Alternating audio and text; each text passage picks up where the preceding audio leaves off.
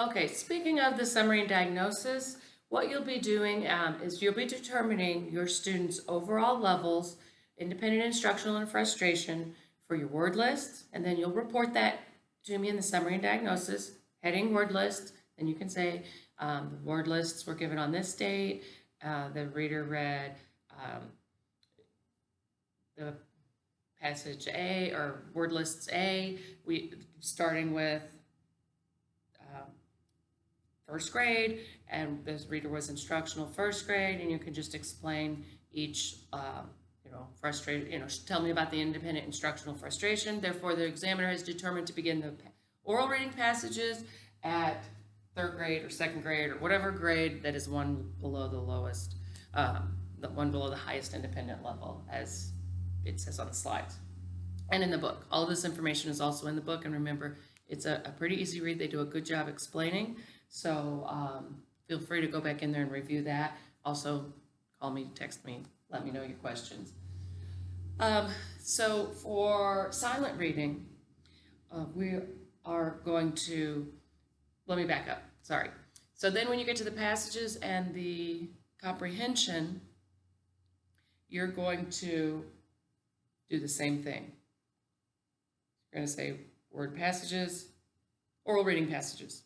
And you're going to tell me what ones you used, what their scores were, overall independent instructional frustration on those. If there's anything to note about the fluency, it was really choppy, the reader had difficulty with this, or this.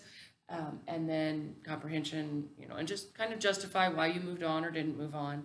And so that part is going to be a little bit longer, but it shouldn't be every single word they missed and every single detail. So I don't want you to think that you have to tell me everything, because I'll be looking at them. And once you finish the oral reading passages, and you don't have to do this all on the same day either, but next you're going to determine the reader's independent instructional and frustration level as silent reading. And silent reading is a little easier because you don't have to do any recording because they're silent, but you do have to ask the comprehension questions. So first thing, this is one of those little tricky tips that you need to remember, and that's why it's right here for you. Begin with students' highest independent level on the oral reading passages. So let's go back here, and this was word lists, but let's say now this is actually the oral reading passages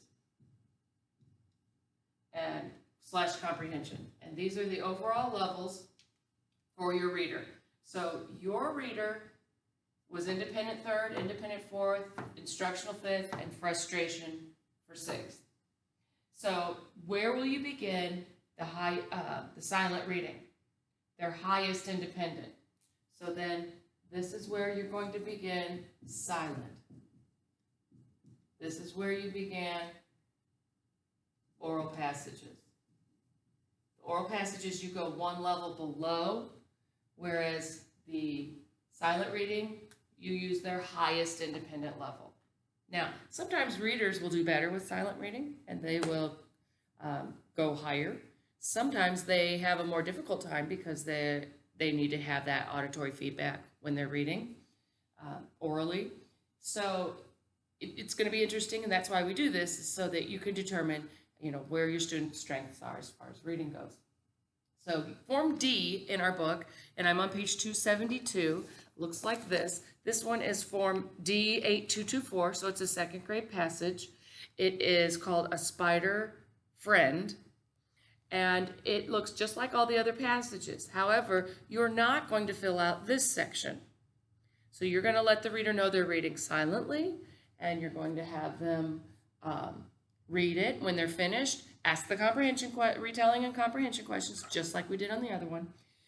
But also after they read it, you're going to, there's a section D has, and this is why we use this for silent reading. It has a little question down here at the bottom that says oral rereading. Once they finish reading, you're going to say to the reader, find and read out loud the sentence that tells what spiders do in the spring. And if you look carefully at this page, the answer is in bold right here. That's the answer to the oral rereading question. And then you just notate whether or not they got it. because what that tells us is can they go back in the text to find an answer to a question. So that's what this is talking about when it says have the student orally reread it and then just record that information on that page. So you will do silent reading with your reader until you find an independent, instructional, and frustration level. Now, talking about the levels, you can only have one independent level and you can only have one frustration level. But sometimes a reader might have two levels for instructional. And again, we talked about last time how you might have to provide some more support during instruction if you're on the higher range of their instructional level versus the lower range. Ideally, your reader's going to be 2, 3, 4, or like my reader over here, that everything just went right in line. But sometimes a reader will be independent third, independent fourth, frustration fifth. So what do? Well, you give them another passage on 4 or on 5 to see, where is it really accurate? Which one is really the independent level? Which one is really the frustration? We have to find an instructional level. So that's why we use maybe passage B or C because we use A for the oral passages, we use D for the silent, and so you can use one of the others that you haven't used to get more information if your reader is one of those that kind of flip-flop on their levels. And so sometimes a reader will be independent, or they'll be instructional, independent frustration, or instructional, independent, instructional frustration. That doesn't make sense. So you might go back and give another passage where this reader was instructional in between the two independents. So keep in mind that you have that option, and more information is a good thing. It's going to help you make the best determination of that student's instructional level where you're going to be teaching. So that's the silent reading. If you have any questions, of course, let me know. We're not going to practice it because it's just asking the comprehension questions. The final thing that I'm going to talk to you about is the listening level. And the listening level is interesting because it tells us, does the reader have potential to understand text at a higher level than what they can actually read? So if I have a reader who frustrated at grade 6, and I want to know, can they understand what they hear at a 6th grade or 7th grade level? So this is why we look for it. We assess the listening level. And this is going to come out with just one level. You're not going to get independent instruction frustration. You're going to keep going until they miss 4 questions. So let's back up though. You're going to choose a passage you already haven't used. So if you used A and you've used D, and maybe you use B to get a little more information to help you with your levels, maybe then you'll use C. So you select one that you haven't read yet and you start at their highest instructional level. So for our reader over here, the highest instructional level was here. So we are going to do the listening level here. We're going to start there.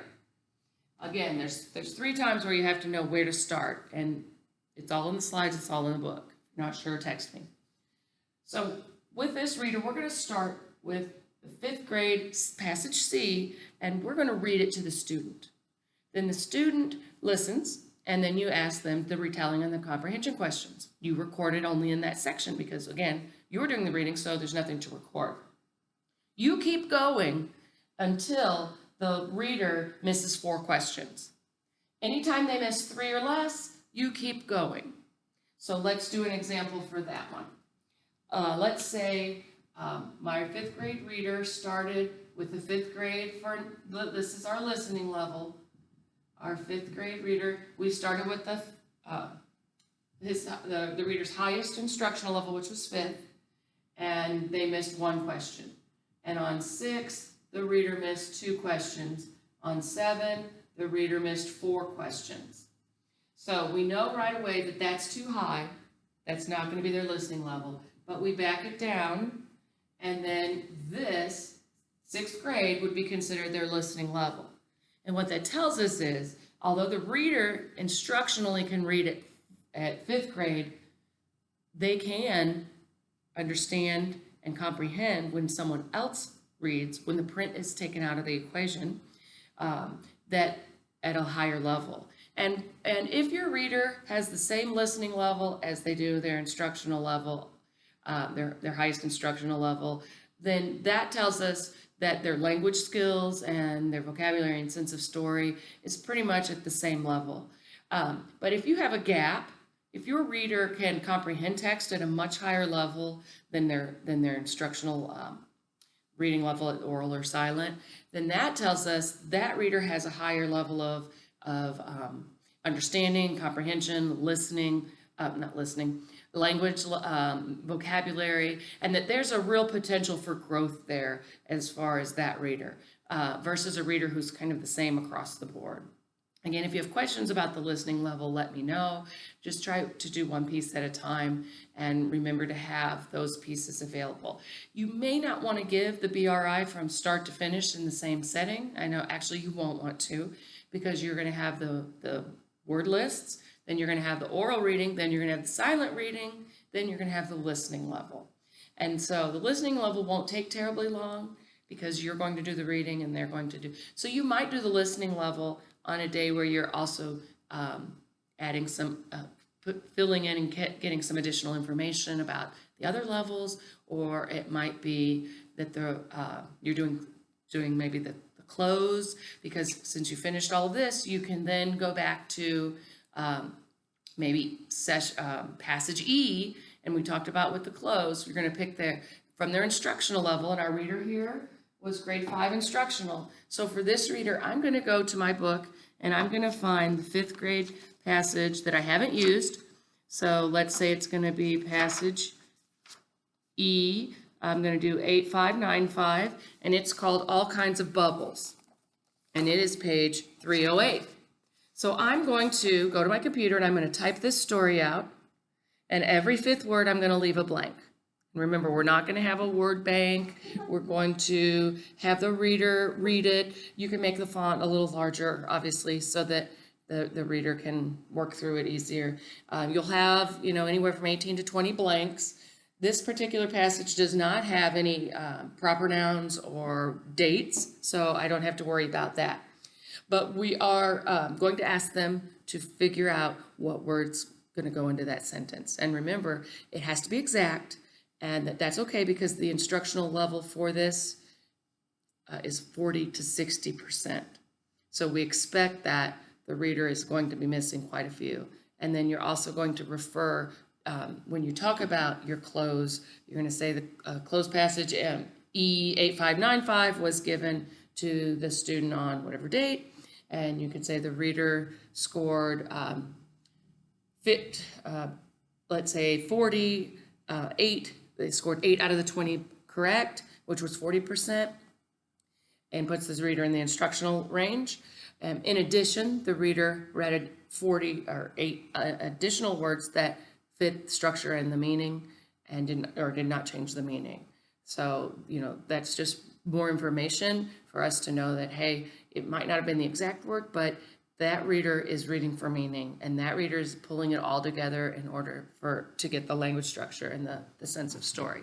So very telling, the close will be, and remember, sometimes it's really tough for some kids, so have them break it down sentence at a time. They can read it out loud. You cannot read it to them. That's why we're using their instructional level, because we know they can read that level. And so that is how we'll use the close after we determine all of these things. So you might be doing the close or the spelling or something in addition to the last components of the BRI. Now, we are going to look at a couple other things. First of all, there are FAQs in our book, and they're very helpful. I encourage you to read it. Second of all, there is on the inside cover, this is your quick guide. So if you can't remember which order I'm supposed to go in, check that. The FAQs, let me find them.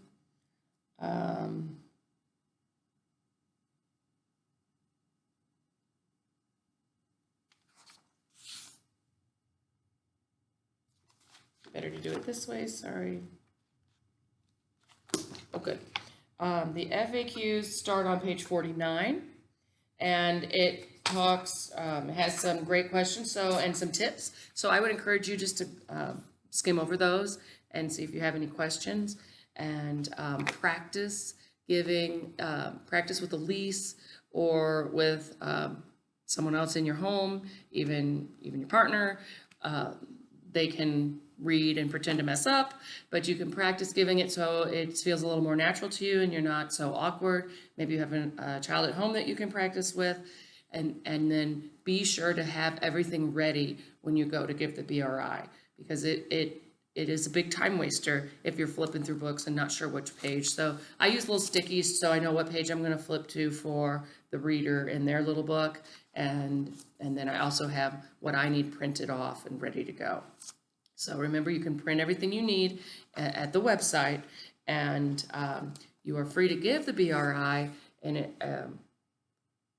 from start to finish. We will talk next time about how to analyze it and to make some determinations based on the student's overall strengths and weaknesses. So if, again, I can't say it enough. Let me know if you have questions. Otherwise, I will see you Wednesday night, and we'll have lots of questions and answers at that point, I'm sure. Thank you.